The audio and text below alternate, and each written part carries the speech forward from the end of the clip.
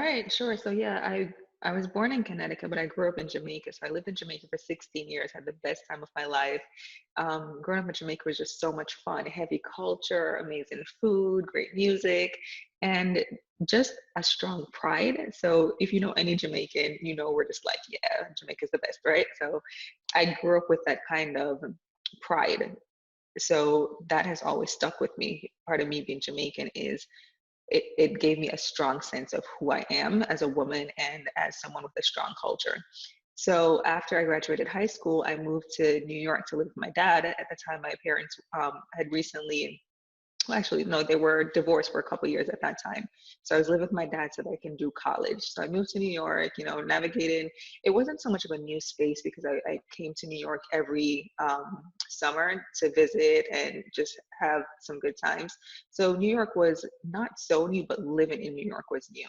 So I started at community college doing travel, tourism, and hospitality. So when you hear Sherane talking about all these things that we did, travel was always a passion for me. And it's something that I grew up with as well. My dad worked in the travel industry, he worked at an airline. So we would travel all over the place. My mom would take me to places when I was a baby up until, like I was much older.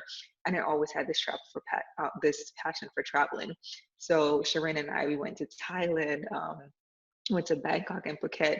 We went to, all these places that she named, and we had such an amazing time. And I think a part of traveling has been a huge learning lesson for me in terms of not being afraid, because a lot of times people say, oh, you're a young woman, you can't just go places with your friends.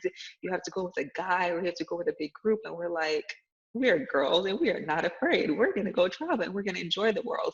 And we just went to so many different places and had so many amazing experiences. It's not all about taking gorgeous pictures, but the people that you meet, your lives are truly changed every time you travel.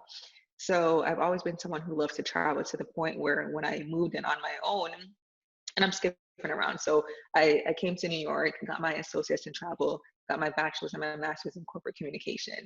And from there, once I decided that I wanted to live on my own, I didn't even want to have furniture in my living room. I'm like, I am not going to be here on weekends. I'm going to be somewhere else in someone else's country. So I don't even need furniture. I will save that money for plane tickets. But the reason that I mention all of that is because travel has really shaped who I am. So there's certain things that change who you are or contribute to who you are. And I think where you've lived, the people who you've met, the books you read, all those things are important to the person who you become over time.